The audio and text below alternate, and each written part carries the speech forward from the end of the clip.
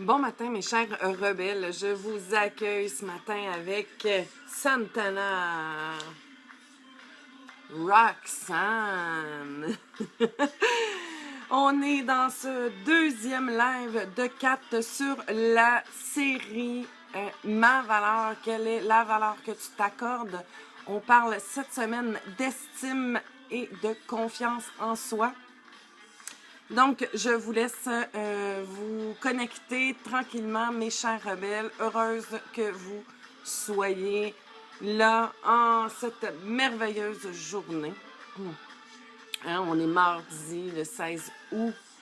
Le seul et unique de votre vie. Qu'est-ce que vous allez en faire?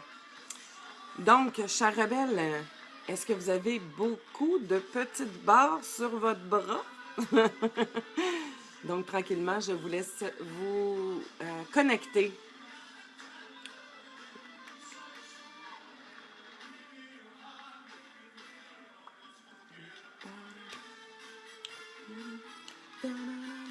Bon matin, Betty.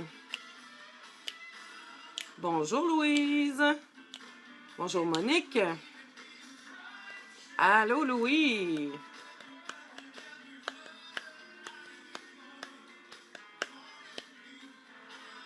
Donc, tout doucement, vous êtes en train de venir nous rejoindre. Et dans cette belle semaine, hier, ça a été un super coaching où on a parlé de la valeur que tu t'accordais et à quel point que cette valeur-là t'amène à faire des choix, t'amène à avoir des pensées et change cette fameuse paire de lunettes, hein, mes rebelles? Donc, bonjour Annick, bonjour Monique, bonjour Lucie. Bienvenue à vous tous dans ce deuxième live d'une série de 4 sur l'estime de soi. Aujourd'hui, on va voir plus précisément de où ça vient, l'estime de soi. Et on va différencier l'estime et la confiance. C'est quoi la différence qu'il y a entre les deux? Donc, bonjour Guylain, bienvenue. Bonjour Lucie. Je sais pas, je t'avais dit bonjour Monique. Bonjour Monique. Bonjour Céline.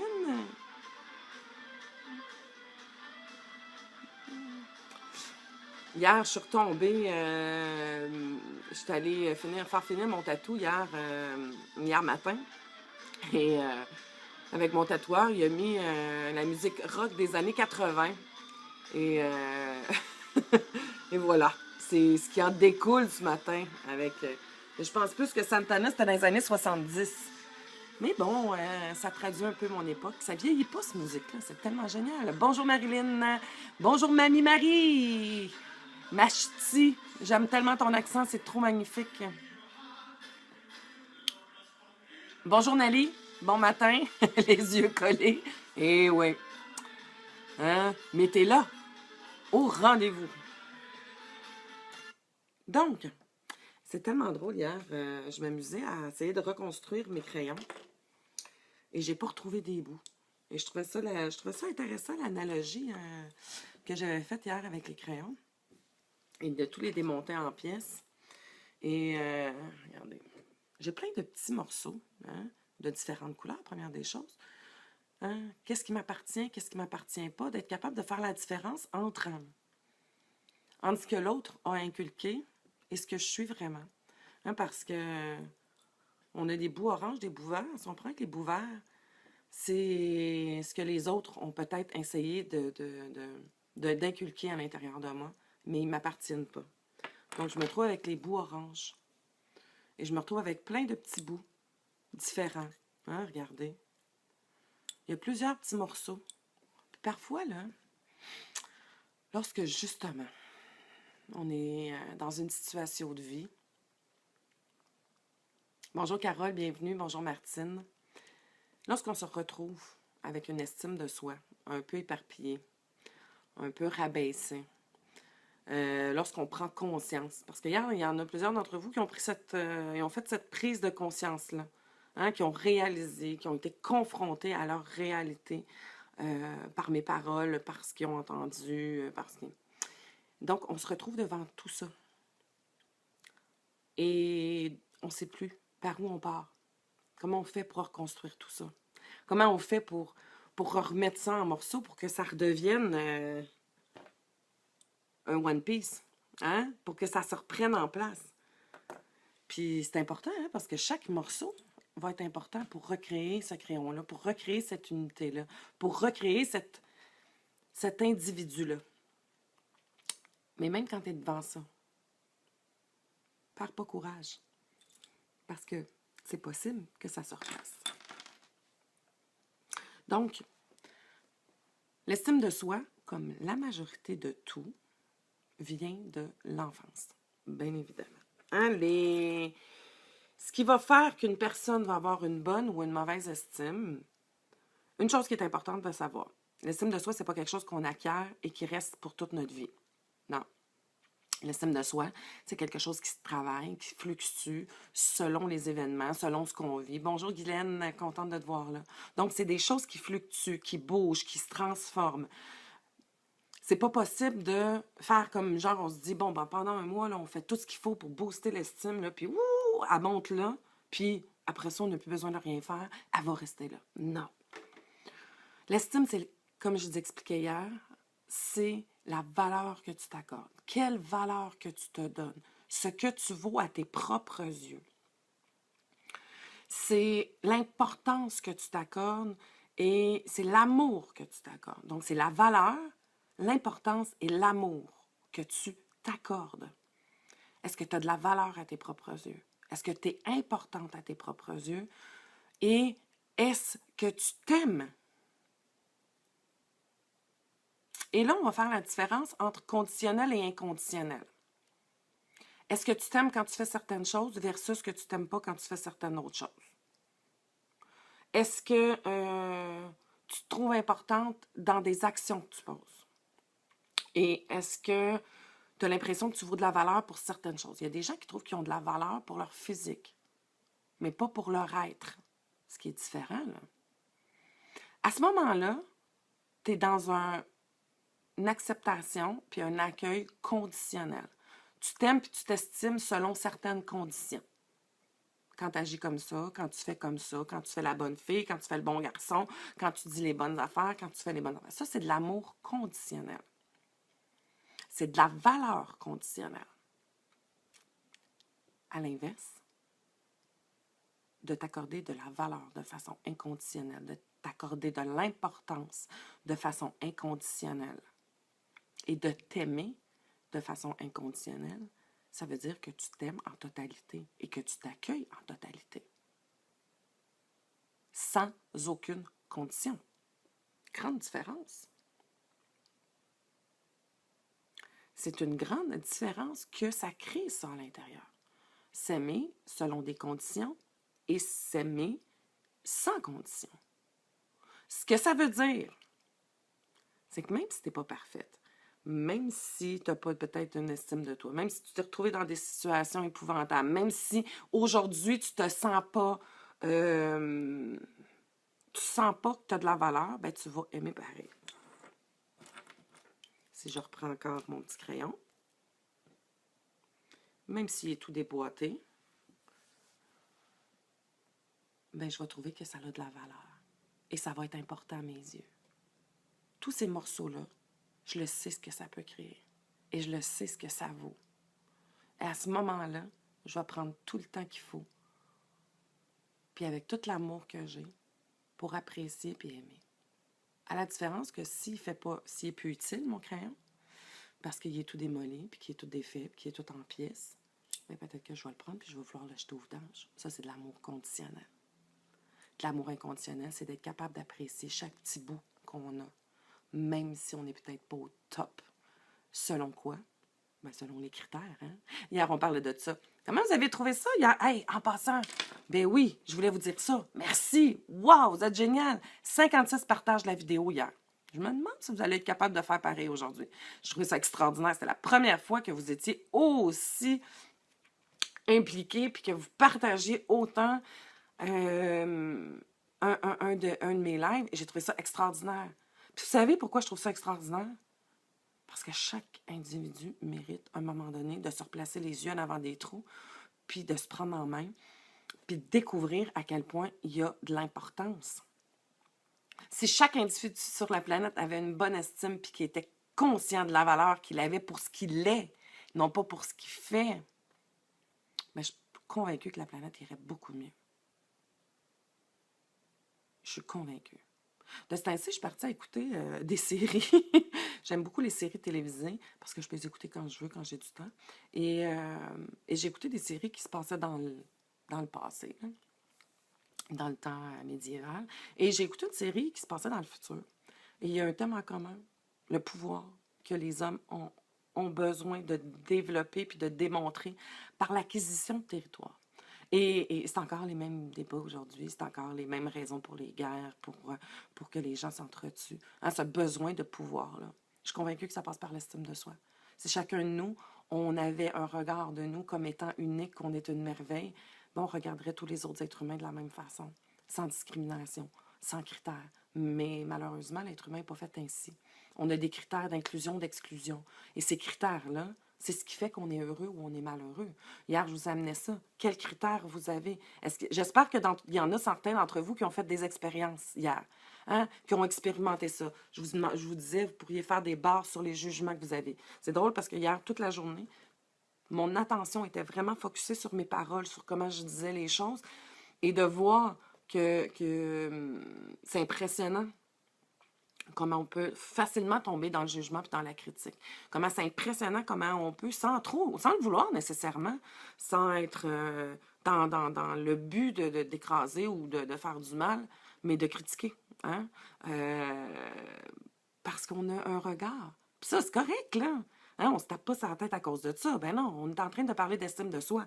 Donc, c'est à chaque fois que tu as une parole ou que tu as un geste ou que tu as quelque chose qui, selon certains critères, n'est pas adéquat, tu te tapes sur la tête, qu'est-ce que tu fais? Tu es en train de démolir ton estime. Hein? Comme je disais tout à l'heure, l'estime de soi, c'est pas quelque chose qui s'acquiert une fois puis qu'on garde toute notre vie. Non, c'est quelque chose qui fluctue selon le gré. Et c'est pas d'avoir un comportement ou un jugement ou une critique. C'est sûr que ça l'aide pas là, parce que tu as des pensées qui sont orientées là-dessus, mais c'est pas ça qui fait que ton estime se rabaisse.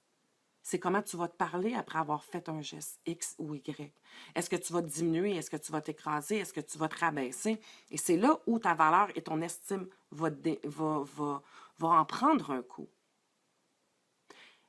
Et tu vas te retrouver, parce que hier, je lisais certains commentaires après le live, et pas beaucoup, mais certains d'entre vous ont la fâcheuse tendance d'accuser les gens autour d'eux d'être responsables d'avoir démoli leur estime personnelle.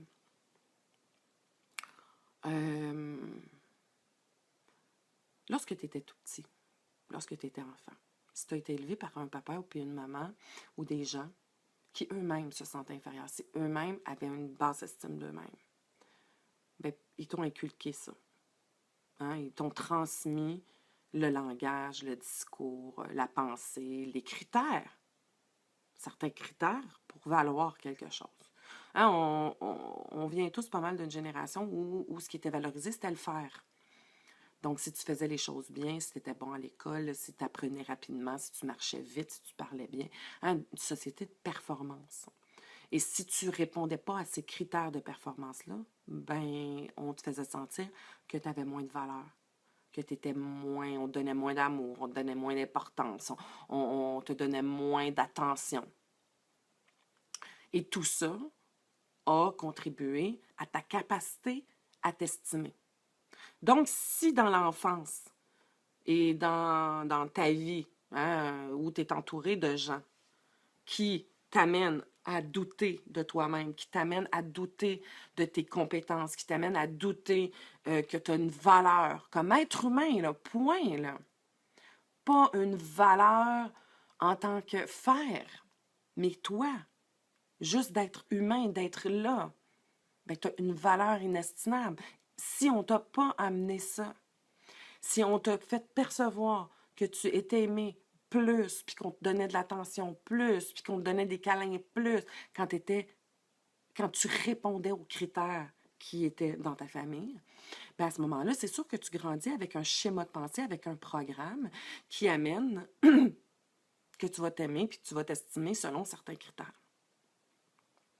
Donc, ça va avoir encore une influence aujourd'hui si tu n'as pas travaillé sur toi, si tu n'as pas défait ces croyances-là, si tu n'as pas travaillé sur ce programme-là. Donc, le travail pour monter ton estime de toi va être beaucoup relié dans les faits, dans les actions, dans le regard de l'autre. Et c'est pour ça que l'autre a autant d'impact sur toi. Donc, ça part d'une certaine façon de toi. Si toi, tu accordes plus d'importance à ce que l'autre en avant de toi te projette, parce que depuis que tu es tout petit ou tout petite, c'est comme ça que tu fonctionnes, c'est normal que l'autre va avoir autant d'impact sur toi. Je vous lis, Véronique. Être aimé pour ce qu'on est et pas juste apprécié pour ce qu'on fait. Quelle liberté, oui, tout à fait. Donc, c'est de là où vient le pourquoi que tu as tendance à accuser l'autre, de rendre l'autre responsable. Ben oui, parce qu'il y a comme un contrat non écrit, hein, inconscient, qui se relie entre les humains. Un genre de contrat de, moi, je vais t'accepter, puis je vais faire des choses, mais en échange, toi, tu vas m'aimer, tu vas me reconnaître. Donc, c'est ça le contrat. Hein? Moi, j'accepte certaines situations. Moi, je fais comme certaines choses. Toi, en échange, tu dois me donner de la valorisation, tu dois me reconnaître. C'est ce contrat-là où il y a comme cet échange-là. Hein? Il n'y a rien le gain. Il n'y a rien de gratuit. Hein?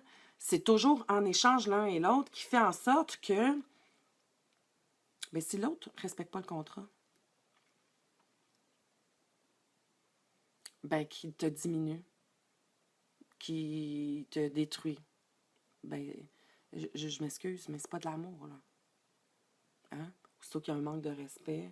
Ça peut arriver, là. Je sais pas que on est tous un peu fuckés dans la vie, là. On n'est pas parfait personne. Mais n'accusez pas les autres autour de vous d'être responsables de vous démolir. Hein? Essayez de comprendre que si vous êtes dans cette situation-là, c'est qu'à la base, ça vient juste continuer à entretenir un programme dans lequel vous êtes depuis que vous êtes tout petit. Vous voulez que ça change? Travaillez sur vous, regardez. Il faut que tu te regardes. Regarde-toi, mon rebelle. Regarde comment tu peux faire pour, toi, t'aimer plus, t'estimer plus. Hein? T'accorder plus de valeur. Première des choses, c'est d'arrêter d'être dans une situation où on te manque de respect et de mettre une limite à ça. Tu as tout à fait le droit de mettre une limite à ça. Il n'y a personne qui a un droit de t'envoyer des vannes, de te rabaisser, de te traiter de nom. Non, je m'excuse. Non, même pas toi. Mais non, même pas toi. Même toi, tu ne devrais pas avoir ce droit-là. Mais non. Si toi, tu sais que tu as une valeur extraordinaire, pourquoi tu te démolirais? Ah, Manon, c'est intéressant, mon chum est de même. Ça serait intéressant que tu regardes qu'est-ce que tu as comme ton chum. Hein? Bon. Je vais vous le montrer tantôt, Lucie. Donc, l'estime de soi, tu peux avoir un programme qui vient de ton enfance. Et à partir de ce moment-là, c'est important d'en prendre conscience et de regarder aujourd'hui, c'est quand tu es fier de toi. C'est quand tu te donnes de la reconnaissance. C'est quand tu t'aimes. Hein, y a-tu des moments dans ta journée, dans ta semaine, où, qui fait que là, tu te reconnais plus, tu te valorises, tu t'aimes plus? Fais une liste de ça. Qu'est-ce que tu aimes chez toi? De quoi tu es fier? Ça va te donner un bon indice comment tu t'estimes. Tu es fier de quoi? De toi. Tu t'aimes quoi de toi? Si vous avez de la misère à me dire qu'est-ce que vous aimez, dites-moi ce que vous n'aimez pas. Souvent, c'est plus facile d'aller à l'inverse, c'est-à-dire d'aller vers ce qu'on n'aime pas. Et ce que tu n'aimes pas va te donner aussi les indices sur ce qui fait que tu te dévalorises.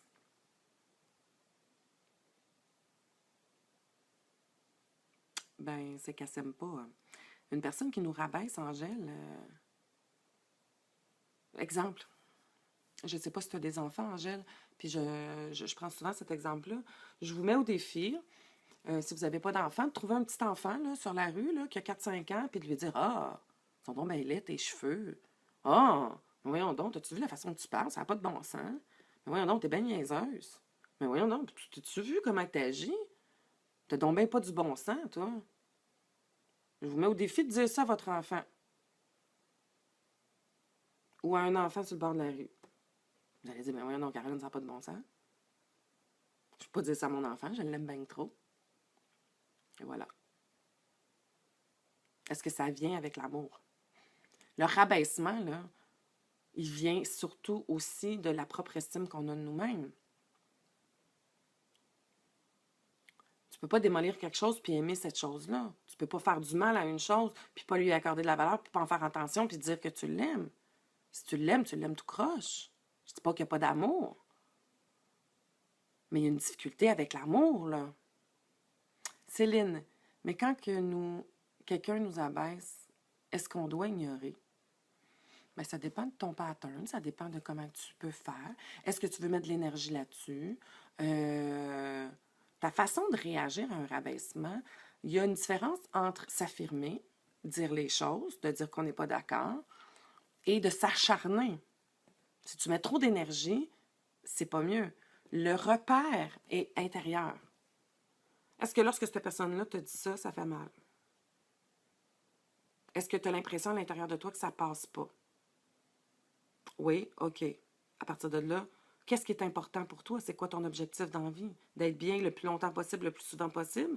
À partir du moment où tu es bien le plus longtemps possible, le plus souvent possible, puis c'est ce que tu veux, bien, tu vas t'organiser pour être bien là. Exemple, notre patron qui nous abaisse. Ben, tu peux demander à ton patron d'arrêter. Puis si le patron, il veut pas, puis que ça l'arrête pas, ben, tu peux trouver toi des moyens pour que ça l'arrête. Soit que ça ne t'affecte plus, ce qui peut être difficile, soit que tu changes de travail, soit que tu changes des choses. Mais oui, il peut y avoir des gens autour de nous qui sont pas heureux, qui sont blessés, puis que c'est leur pattern, c'est d'écraser les autres pour se remonter. Un coup que tu es conscient de ça, est-ce que tu le prends personnel? Tu peux le prendre pas personnel aussi. Il y a des situations dans ma vie qui arrivent où les personnes peuvent avoir des propos dérangeants ou blessants parfois et j'essaie de voir en arrière pourquoi cette personne-là agit comme ça maintenant, tu sais. Qu'est-ce qui fait qu'elle est en train de me dire ça, tu sais. Qu'est-ce que ça veut dire? Qu'est-ce qu'elle est en train de me dire de elle? Et de se dépersonnaliser un peu. Mais ça nous affecte beaucoup lorsqu'on le croit. Lorsqu'on ne le croit pas, ça ne nous affecte pas. Mais quand on le croit, ben oui, c'est clair que ça nous fait mal. Bonjour Lucie. L'amour ou l'attachement, je pense que c'est plus ça. Oui, c'est sûr que le degré d'attachement va avoir un impact sur les paroles d'une personne. Plus on est attaché à un individu, plus qu'on est, ben, à ce moment-là, plus on va avoir, plus l'autre va avoir un impact sur nous à ce moment-là. Donc, est-ce qu'on s'affirme? Dans certaines situations, je dirais oui. Dans certaines situations, non. Tout dépendant de où on se trouve à ce moment-là. Mais il y a une chose qui est importante. Ça va nous affecter si on croit ce que la personne dit. Si nous-mêmes, on a ce genre de pensée-là par rapport à nous-mêmes. Si nous-mêmes, on croit que ce que l'autre est en train de dire est réel, à partir de là, on se sent affecté. C'est nous qui est le propre juge. Laissons pas les autres venir décider de comment on devrait être ou pas être. Mais de prendre un moment et de se dire, attends une minute, ce que la personne est en train de dire là, est-ce qu'elle a raison? Je crois-tu à ça, moi? Puis si la réponse est non, ben ça passe. Mais où ça vient détruire puis où ça peut te laisser te démolir, c'est lorsque tu crois que peut-être la personne a raison parce que toi aussi tu le penses. Et c'est de là où ça part de nous, cette estime personnelle-là. Je lis Sonia. Quelqu'un qui te détruit, tu le sors de ta vie, tout comme une pomme pourrie, elle va pourrir le reste. Alors enlève tout de suite ce qui te détruit. Oui, Sonia, c'est sûr. Pas toujours évident, par contre. Hein? Et encore là, est-ce que c'est vraiment vrai qu'il y a des personnes pourries? Est-ce que ça existe vraiment? C'est questionnant. Ah, il y a des personnes qui sont blessées, qui sont malheureuses. On est tous comme ça. On utilise tous des comportements. Puis les comportements qu'on a adoptés, ben c'est pour nous protéger, pour nous défendre, pour nous donner de la valeur, pour nous donner de l'amour, pour nous donner plein de choses comme ça. À partir de là, est-ce que ça existe une personne pourrie? Je pense pas. Une personne blessée, oui. Une personne avec des comportements destructeurs pour elle-même puis pour les autres, oui, peut-être. Mais est-ce qu'on peut détruire quelque chose qui n'est pas détruisable? C'est nous qui accordons l'importance à l'autre de nous détruire ou non. Ça le dit, estime de soi. C'est soi-même. Et je reprends Sonia parce que c'est Sonia qui a dit, en tout cas, oui, on le dit souvent, ça, une pomme pourrite, on sort ça du lot. Ouais. Oui, tu peux, pendant un certain temps. Puis non, tu ne dois pas accepter certaines choses en excusant l'autre parce qu'il est blessé et qu'il a des comportements. Hein? C'est bien évident, là. Hein, c'est facile de tomber dans le sauveur et de dire « Oh, mais c'est pas de sa faute, il est blessé. » Moi, j'ai tombé là-dedans souvent, moi. Il y a des comportements, pauvre petit, pauvre petite. Faudrait que je la comprenne, je la comprenne. Non, non, non, je dis pas qu'il faut l'endurer, là. Mais tombons pas nous-mêmes aussi dans le jugement, puis dans la critique, puis dans le rabaissement. L'amour inconditionnel, pour soi-même, d'abord et avant tout. Mais comment faire, c'est... Attends une minute, si ça vient me heurter, est-ce que moi, je doute de ça? Est-ce que je crois que la personne qui est en train de me dire ça a un impact? Est-ce que je le crois, ça? Et oui, c'est notre perception tout le temps. Les critères que je vous parlais hier, les critères de sélection. Quels sont vos critères pour définir qu'une personne est bonne ou mauvaise? C'est les mêmes critères que tu vas avoir par rapport à toi-même. Définis tes critères. C'est primordial. Et voilà. Pardonner, encore là, c'est un grand mot. Comprendre, je dirais. Comprendre, ça t'amène à avoir de la compréhension pour l'autre. Donc, de ne pas être dans la haine, de ne pas être dans l'intolérance, de ne pas être dans des sentiments d'amertume, de vengeance. C'est pourri, ça. Il ne faut jamais avoir ça à l'intérieur de soi. Quand tu as ça à l'intérieur de toi, c'est là où ce que tu te détruis toi-même. Et ça revient encore à la même chose. Si tu t'aimes suffisamment, est-ce que tu vas accepter de te faire vivre des sentiments aussi destructeurs? As-tu envie de porter ça à l'intérieur de toi? Non!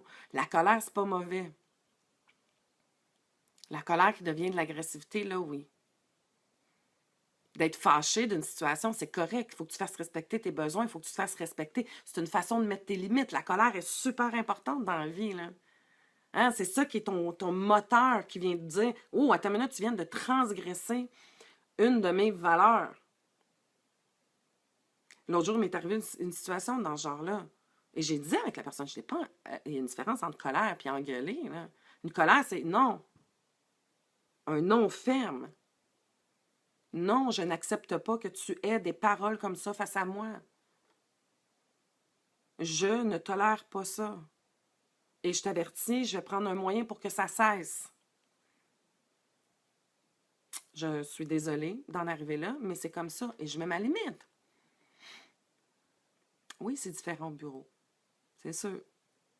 Mais est-ce que tu peux réussir, toi, à ne pas laisser d'impact aux autres dans leurs paroles par rapport à toi-même? Et c'est là où ce que ça vient. La valeur que tu t'accordes. Ben oui, si on n'avait pas les autres, mes rebelles, on ne serait pas capable de connaître qui on est. On a besoin des autres pour comprendre comment on est, comment on se perçoit. Et je vais terminer sur une chose. Je vous avais dit que je voulais faire la différence entre l'estime et la confiance. Je vous laisse là-dessus. On va mijoter ça, puis on va en reparler demain. Donc, c'est important que vous compreniez que votre valeur, c'est-à-dire que l'estime se construit pendant l'enfance. Les gens qui vous entouraient vont avoir installé certains programmes. Il y a certains programmes. Aujourd'hui, questionne ces programmes-là. Questionne les critères de sélection que tu as. Hein? Hier, je vous parlais de ça. C'est primordial. Essaye de faire une liste. Qu'est-ce que tu aimes chez toi? Va voir, tu t'accordes de la valeur, de l'importance puis de l'amour. Selon quels critères? L'estime vient de la valeur que tu t'accordes, de l'importance que tu te donnes et de l'amour que tu te donnes. C'est ça l'estime. La différence, c'est quoi? La confiance, c'est quoi la différence? C'est que tu penses que tu n'es pas capable. Je ne suis pas capable de faire quelque chose. Je ne me sens pas à la hauteur de faire quelque chose. puis j'ai peur. Ça, c'est la confiance. C'est le sentiment de ne pas être capable de. Donc, c'est là qu'elle vient jouer la confiance. Je ne suis pas capable de, je ne suis pas à la hauteur de, je ne peux pas y arriver. Et l'autre, ça vient jouer, c'est je ne suis pas assez bonne, je ne vaux rien, je ne suis pas assez important, je ne m'aime pas. C'est la valeur. La valeur, c'est l'estime. Je ne suis pas capable, c'est la confiance. Et quand on mixe les deux, hein, c'est sûr que les deux ont une influence. Si tu penses que tu n'es pas capable, tu ne passeras pas à l'action. Puis si tu ne passes pas à l'action, ben c'est difficile d'augmenter ta valeur, surtout si ta valeur vient du faire. Si tu t'estimes dans ce que tu fais versus ce que tu es, c'est ça qui va avoir tout un impact l'un sur l'autre.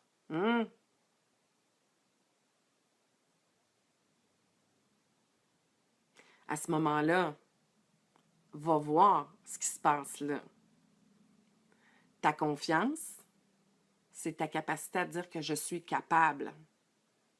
Ton estime, c'est la valeur que tu t'accordes. Est-ce que, mais si tu dis que tu n'es pas capable, puis que tu t'estimes selon ce que tu es capable, bien c'est là où on vient de voir l'impact que ça a entre les deux. Et sur ce, mes chers rebelles, je vous invite encore aujourd'hui à continuer à regarder vos critères, les jugements que vous avez, à regarder, puis peut-être faire ici les critiques qu'on peut avoir dans la vie. Autre chose que je vous demanderais, mes chers rebelles, c'est de faire une liste. Vous vous aimez quand? Vous vous estimez quand? Vous vous donnez de la valeur quand? Hein? Vous vous accordez de l'importance pourquoi dans votre vie? Pour quel moment dans votre vie? Et je vous souhaite une excellente journée. Et je vous laisse encore aujourd'hui en vous disant que tu es unique. Tu es une œuvre d'art. À l'intérieur de toi habite une âme précieuse, unique et merveilleuse. Sois-en fier. Et rends grâce, rends honneur à ça. Fais honneur à l'être extraordinaire que tu es. Laisse faire le faire pour aujourd'hui. Laisse faire ton apparence. Sois juste heureux puis heureuse d'être vivant puis d'être présent. Puis, hey! On fait-tu comme hier? Partagez. Partagez en masse, mes rebelles. Pour aider quelqu'un qui t'aime. Pour pouvoir transmettre ça. Puis permettre à tout le monde qui est proche de toi de transformer le regard qu'il a sur lui-même. Je vous embrasse. Passez une excellente journée. Bye bye. Oh, on va se quitter avec ça ce matin. Ouais. Oh!